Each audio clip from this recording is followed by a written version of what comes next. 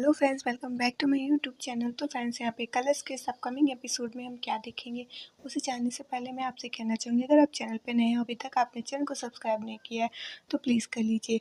और हाँ, वीडियो अच्छी लगा करे तो प्लीज़ लाइक कर दिया कीजिए। तो यहाँ पे दिखाएंगे स्टार्टिंग में ही कि मंजू जी और जो रवि की चाची जी होती है ना, वो दोनों परेशान हो रही थी। मंजू जी कहती, मेरी तो किस्मत ही फूटी थी जो मैंने शादी के लिए हाँ कहा। मैंने सोचा था कि कम से कम हम यहाँ पे अच्छे से रह सकेंगे। पहले मैंने देविका से शादी करवाई थी पैसे की वजह से, तब मुझे निवेदिता से करवानी चाहिए थी, और अब मुझे अंबिका से करवानी चाहिए थी, तो मैं निवेदिता से शादी करवा रही हूँ।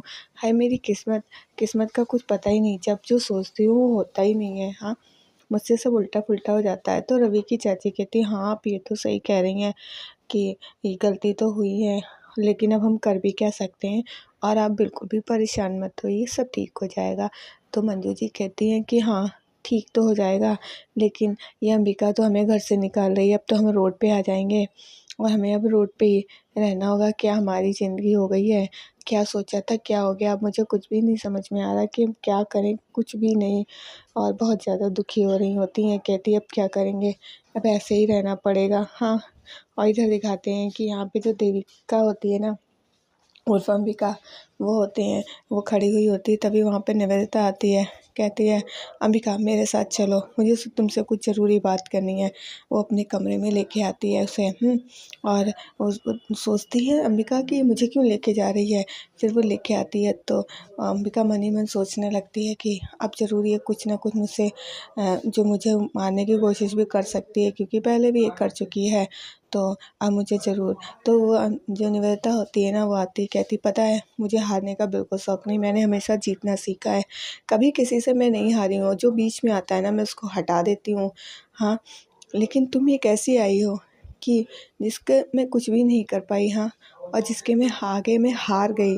मैं तुम्हारे आगे हार गई हूँ अंबिका, सच में तुम्हारे आगे। लेकिन एक बात और कहनी थी, तुम कितनी अच्छी हो। हाँ, तुम हमेशा माफ़ कर देती हो, लेकिन और तुम्हारी जैसी बेस्ट फ्रेंड मुझे नहीं मिली कभी। हाँ, और ये बताओ कि मेरे साथ ऐसा कर रही हो, क्या मैं इतनी बुरी हूँ? किसी की दोस्ती डिज़र्व नहीं करती हूँ। हाँ, और पता है तुम्हें, तो इधर दिखाते हैं कि इधर रवि जो होता है ना, वो अंबिका सॉरी निवेदिता को ढूंढ रहा होता है। कहता है कहाँ है मिस लूथरा, कुछ समझ में नहीं आ रहा। इधर ये लोग सामान भी बाहर निकाल रहे होते हैं। मंजू जी और ये मोंटी वगैरह आते हैं। मंजू जी कहती हैं कि हाय हाय सर, जरा सही से सामान लेके जाओ। भी आता है, निवेदिता को ढूंढ रहा होता है। तभी मोंटी कहता है कि तुम निवेदिता को ढूंढ रहे हो या अंबिका को ढूंढ रहे हो? हाँ, तो कहता है क्या मतलब है तुम्हारा? कह रहा मेरा सही मतलब तो है ना, तुम अंबिका को ढूंढ रहे हो ना, ये कौन ना डांस अंबिका के साथ करते हो, ढूंढ निवेदिता को रहे हो, और देख लो ना ये सब तुम्हारी वजह से ये सब क्या हो रहा है। तो वो मोंटी पे गुस्सा होने लगता है। तभी मंजू जी समझाती है कि नहीं, प्लीज़ कंट्रोल करो। दिखाते हैं कि निवेदिता जो होती है अंबिका से बात कर रही होती है। कहती है कि सच में अंबिका, क्या मैं तुम्हारी दोस्ती के लायक नहीं हूँ? कभी भी मैं हारी नहीं किसी से, बट तुम्हारे आगे मैं हार गई, और इतना हार गई हूँ कि अब मैं तुमसे माफ़ी मांगती हूँ। जो मैंने किया उस सब चीज़ों के लिए मुझे माफ़ कर दो। तो मेरे संग सही करती रही हूँ, मैं तुम्हारे संग गलत करती रही, मुझे ऐसा नहीं करना चाहिए था अंबिका, और प्लीज़ मुझे माफ़ कर दो। मैं आगे से कभी ऐसा नहीं करूँगी, जैसा तुम कहोगी वैसा ही रहूँगी मैं। तो वो कहती है, लेकिन जो अंबिका होती है मन ही मन सोच रही होती है। तो वो कहती है कि क्या मैं तुम्हारी दोस्ती के लायक भी नहीं हूँ? मैं इतनी बुरी हो गई हूँ, बोलो ना। माना है कि मुझसे गलती हो गई, लेकिन इसका मतलब ये तो नहीं मैं तुम्हारे पैर पे उसके पैर पकड़ती है। लेकिन अंबिका कुछ नहीं बोलती है। फिर सोचती है कि तुम्हें ऐसा रो के देख के ना, ऐसे भीख मांगते देख के ना, मुझे बहुत अच्छा लगता है। तुम तो सोच भी नहीं सकती कि मुझे कितनी खुशी होती है। और निवेदिता बहुत रो रही होती है, कहती प्लीज़ मुझे माफ़ कर दो। क्या तुम नहीं माफ़ करोगी? तभी अंबिका जो है बहुत सोचती है मन ही मन में, और इतना दिमाग लगाती है तो सोचती है कि कहती है कि हाँ हाँ क्यों नहीं, मैं तुम्हें माफ़ कर दूँगी, और तुम ऐसे मत रो, ठीक है?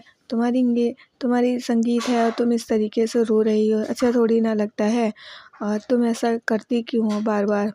तो वो कहती नहीं, प्लीज़ मुझे माफ़ कर दो अंबिका, प्लीज़ तुम मेरी दोस्त हो, मैंने तो तुम्हें अपना अच्छा दोस्त माना, तुम्हारी जैसी दोस्त क्या मैं अपनी दोस्ती भी तक नहीं निभा पाई, जो तुम ऐसे कर रही हो मेरे साथ? हाँ, क्या तुम एक बार माफ़ नहीं कर सकती हो? अंबिका बोलो ना।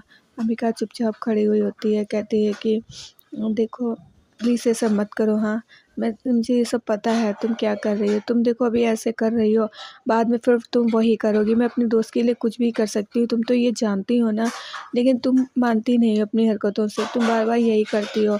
तो कहती है ठीक है चलो, मैं वो जाने लगती है, लेकिन निवेदिता रोकती है। तो अंबिका सोच के उसको माफ़ कर देती है, कहती ठीक है, और हाँ तुम्हारा संगीत है, तुम इस तरीके से कैसे हाँ अपना मेकअप सारा ख़राब कर रही हो, और मैं तुमसे ये भी नहीं कहूँगी जाने के लिए जब तक तुम्हारी शादी नहीं हो जाती है, ठीक है? तब तक तुम आराम से रहो, इतना तो मैं कर ही सकती हूँ। हाँ, तो कहती सच में अंबिका तुम कितनी अच्छी हो, मैं तुम्हारे संग हमेशा बुरा करती रहती हूँ पर तुम हमेशा मेरे साथ अच्छा करती हो, तुम कितनी अच्छी हो। हाँ, और देखो ना, मैं रवि से बहुत प्यार करती हूँ, तुमको तो पता है ना। तो वो कहती है कोई बात नहीं, तो जो है रो के कहती है अपनी बातें।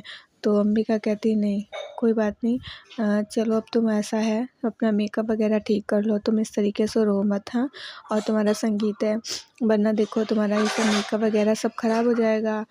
तो तुम इसे अच्छे से ठीक कर लो और फिर तुम नीचे चलो, तुम्हारा संगीत है।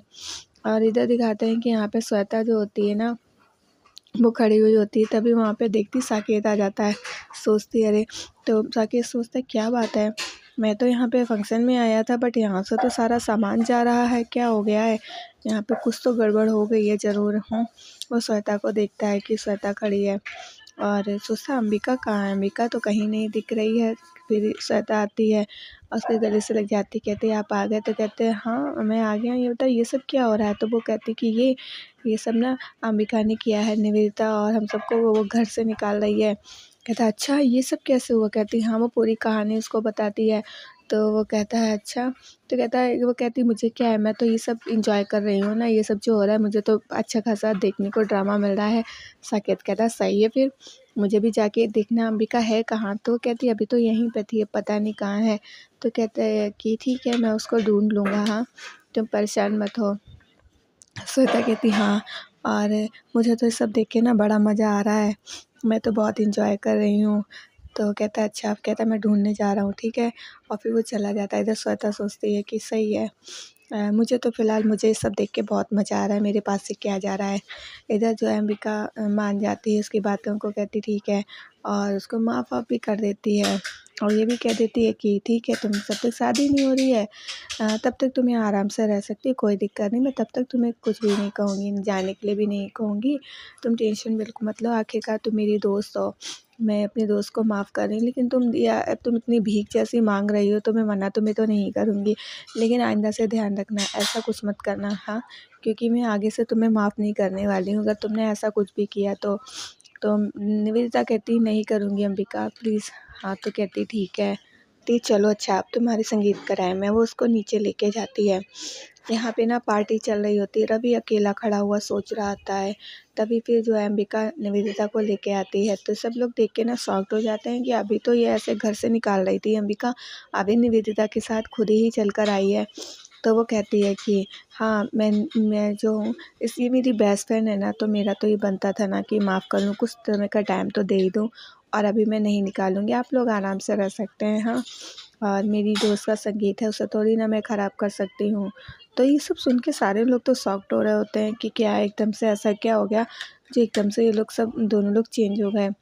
तो जो है वो समझा देती है सबको कि आप लोग रहिए, ठीक है, जब तक शादी नहीं होती है तब तक के लिए मैं कुछ भी नहीं करने वाली हूँ, आराम से रहिए, क्योंकि मैं हूँ इस घर की ओनर, तो मैं ये डिसीजन तो ले ही सकती हूँ।